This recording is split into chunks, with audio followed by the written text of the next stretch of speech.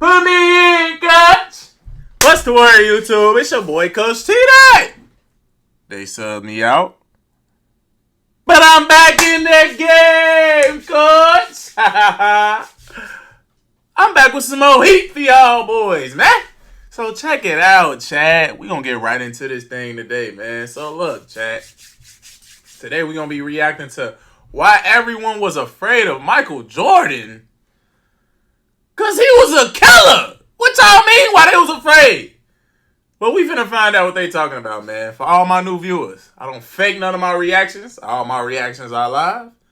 And we gonna watch this shit together. You feel me? Man, without further ado, let's get right into this thing, man. Y'all already know how we coming, man. Nigga, it's Mike! Throughout the 75-ish years of NBA history, there make sure y'all smash that like button. Let's do it. have been a little over 4,700 players who have come and gone. Some of them have had the reputation of being very kind. Some of them have had the reputation of being very crazy. And then there's the ones who have had the reputation of being feared. Well, when it comes to the particular category of being feared, some players who fit this category are Kobe Bryant, Allen Iverson, Charles Barkley, Shaquille O'Neal. Then in today's NBA, it'd be Steph Curry. Above them all, however, above all the feared players the NBA has ever known, stands one man, and that man's name is Michael Jeffrey Jordan. Mike! What is it, though, that makes some of the strongest athletes in the world fear him? I mean, sure, he's a lot bigger than the average man, but in the NBA, when it comes to size, he's average. So that begs the question again, what exactly was it about MJ that caused NBA players to tremble? Well, today, we're going to dive deep into this topic and look at it from all angles to find out once and for all why everyone was afraid of Michael Jordan. Let's see what they talk about. There are many different types of leadership styles in the league today, but there are two polarizing ones that are shared between the GOATs of the game. These different methodologies really affects the perception of players. And I think Rich Paul, one of the best player agents in today's game, hit it on the spot when he said, Mike and Kobe, they didn't care if you were their friend or not. Matter of fact, they don't care to be your friend. They don't want to speak to you, period. But what does that do? That makes you want to be their friend even more. LJ was all-inclusive, right? All-inclusive. But familiarity breeds disrespect. Now, there's nothing wrong about LeBron's leadership style. Heck, it got him to what? 4 championships and the leading scorer in NBA. I don't get what Rich Paul was trying to, what point was he trying to prove with that? Now, I ain't trying to be funny. Now, I'm just trying to see, what was he trying to hint at that? They didn't add all the context to that clip, folks. So it's like, y'all just put some shit just for no reason. Y'all really could have left that part out. NBA history, but that no-friend nonsense type of leadership that MJ had was just one of the factors that made NBA players shiver when he was around. And forget about just opposing team players. Even in practice, his teammates were afraid. People were afraid of him. We were his teammates and we were afraid of him. And there was just fear. Now, nigga, y'all was some grown-ass men. Fuck you mean y'all was afraid of him, G? Now, I know this video talking about why everybody was afraid of him, but nigga, that was your teammate. Come ready to hoop. Fuck you mean you scared? Stop being a hoe. Grown-ass man with kids at the crib talking about y'all was afraid of another man, G. Now, I know Mike was the ultimate alpha for, and usually when an alpha dog walk in, motherfuckers stand down. But it just couldn't be me, fool. When I hear shit like that, I can't imagine myself saying some shit like that, fool. You feel me? Or am I tweaking? Can you see yourself saying that shit? If you can, you got more problems. You got bigger problems to think about, G. Where you gotta reevaluate your life, man. For real. This isn't the end be-all when it comes to MJ being feared. In fact, this is just the first layer. Let's now dive a bit deeper.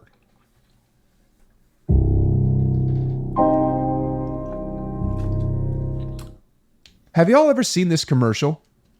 Yeah, I'll have a vodka martini. How many olives would you like? 81. Ouch, guys. Ouch. Damn. You know, this one is common sense. Every NBA player has pride in their craft, and the last thing they'd want is someone to drop 40, 50, 60, or even 81 points on their head. So it makes sense that they'd be a bit fearful against a player who was capable of that. And Gilbert Arenas actually hit it on the spot when he said this on his podcast.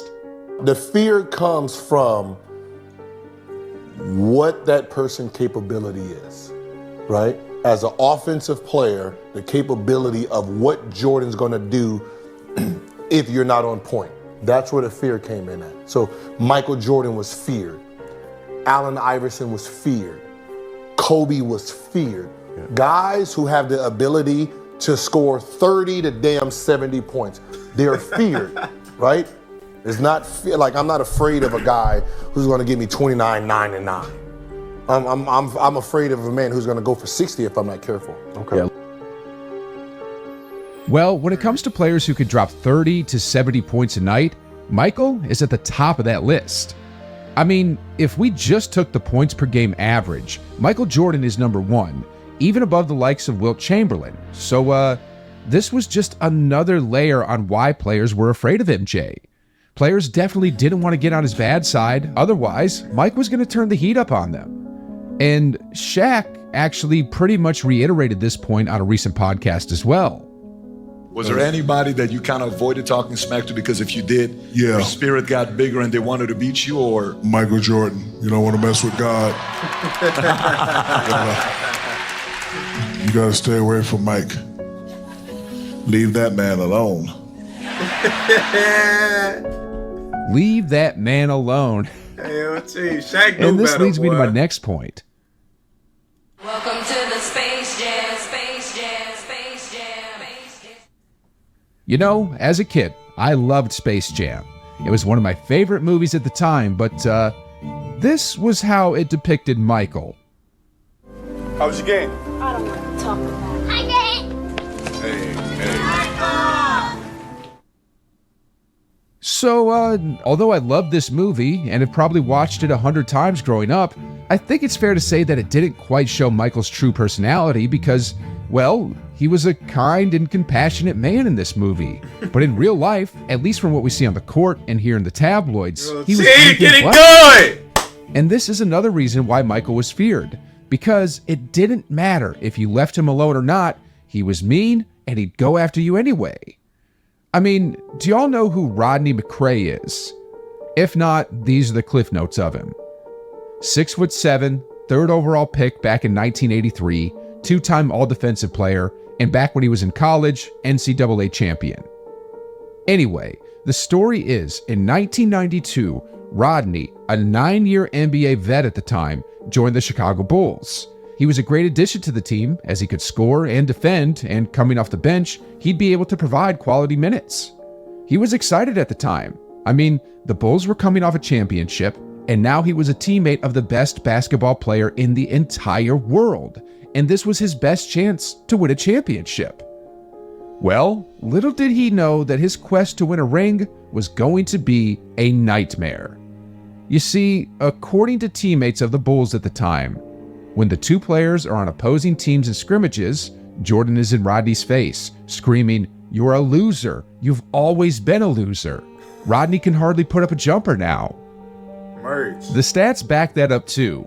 Before that year when he was in Dallas, Rodney attempted 85 three-point shots, but after Jordan got to him, after Jordan had his way with him, during that season with the Bulls, he only attempted 5 three-point shots throughout the entire year.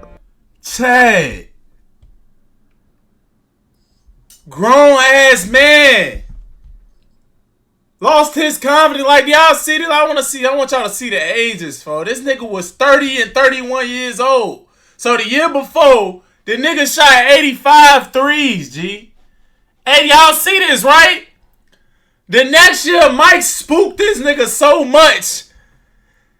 Nigga, he only took 5 threes in the whole season? Oh, man, G.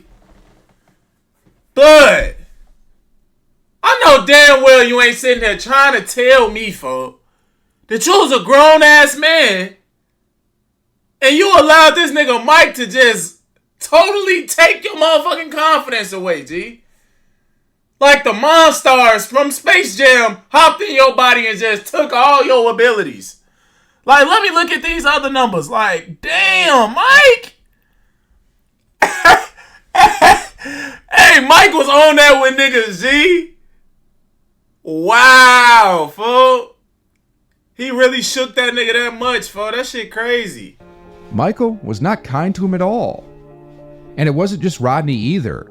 I mean, Steve Kerr got punched in the face, and Socked Kwame his Brown ass. was tormented. It was clear Michael was far from the nice man who was depicted in Space Jam. Michael's And gonna players treat knew your that. ass. And as he further continued his dominance in the NBA, his reputation got bigger, and then it started to precede him. I mean, people around the league were thinking, if he'd punch his teammates in the face in practice, what would he do to us, his opponents? Well, this leads directly to the next point. That shit funny. If there was something else about Mike which gave him that aura of being feared, it was his confidence. I mean, no other player's belief in himself even comes close. Like, for example, which player do you know in today's NBA would walk into an opposing team's locker room during the playoffs, light a fucking cigar, and ask, who's gonna check me tonight? Well, per Chris Webber, that happened when he was a member of the Bullets back in 1997, and Merchie. guess what? The Bulls won that game, with MJ scoring a game-high 28 points, and the Wizards were eliminated. Sheesh! It wasn't just that incident either. NBA Hall of Famer Dominic Wilkins also had this to say of MJ. So we're in Chicago, Michael walks into our locker room, suit and tie. I'm like, what is this son of a gun coming into our locker room for? I'm thinking he's going to the training room or something. He walks by me, he walks by Kevin Willis, he gets to Randy Whitman and he taps him on the leg and he said, lace him up, it's going to be a long night. Well, Jordan ended up scoring 61 points that night. Are y'all seeing why everyone was fearful of Mike?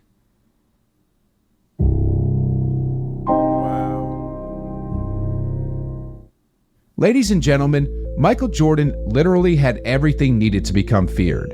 His demeanor, his ability to drop buckets and completely embarrass you, his bullying personality, and then on top of this, he had the utmost confidence about it all.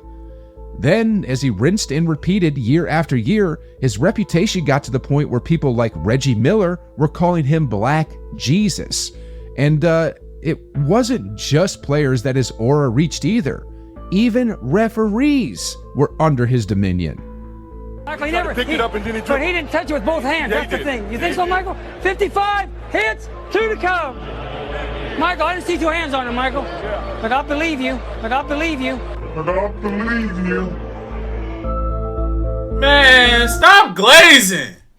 Referee. Like, man, y'all that's crazy, bro. Hey, Mike was a real deal bully, fo. I could see that shit. Because if y'all watch any Mike clips, like, from The Last Dance, or just him interacting with people, like, in a regular, like, not on the basketball court, that nigga always talking shit, like, always. I'm telling y'all, go look up just clips of Michael Jordan talking crazy. Y'all could probably literally look it up, Michael Jordan talking shit on YouTube, and it's probably going to be a whole series of just Michael Jordan just trash talking niggas, like. I could just tell, like, in The Last Dance, every time he came around the motherfucker, it's like he was saying some shit to, like, you know, antagonize them, fool, like, to get them to say something. So that he could treat their ass, fool, like, bro, nigga was just a bully, fool. Like, how you get a nigga that shot 85 threes the year before, the nigga get to the Bulls and only shoot 5 threes, G? Hey, Mike was on that. Like, he could spot out a weak link, G. And if you was soft and had a soft mentality, fo, he did not want to play with your ass, bro. He didn't want to play with you, fo. Because you was going to fold he wanted to know who was going to be able to ride in the heat of the moment. So if he constantly, steadily getting on your ass, you know, He's trying to break your spirit to see how you built for real. Because if you're able to withstand his talking shit, oh, you're going to be able to stand the fire, folks, when it come to that, when it come down to it. In the playoffs, the finals, like, you're going to be able to withstand that pressure because you was able to take it from Mike.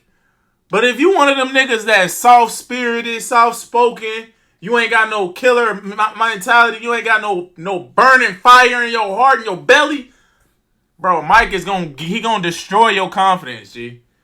That's the type of nigga he is. Y'all can see that though, like real bully, fuck. That's crazy, G. Nigga was a grown ass man, G. Allow Mike to have him go from 85 threes shot to fucking 5. That's crazy, bro. Like, grown ass man, G. I really want to call that nigga and see, like, what did Mike say to you, like, in practice? Like, what did he used to do to make you, like, drop that drastically, fuck? Like, was it that bad, nigga? I really want to hear folks' perspective, G, because that's interesting. Like, I got to do my research more on that nigga. Who was that? Who was he again, fuck? Let me see what this nigga name was. If not, these are the cliff notes of him. 6'7". What's this nigga name? Hold on. Did they say his name? Hold on. And he'd go after you anyway. I mean, do y'all know who Rodney McCray is? All right, Rodney McCray. We gotta look up Rodney McCray, folks. We gotta see what's to that shit, G. We gotta look him up, chat. Cause, you know, I want y'all to see what I'm doing too on my end, folks. Cause, let me see. Rodney McCray.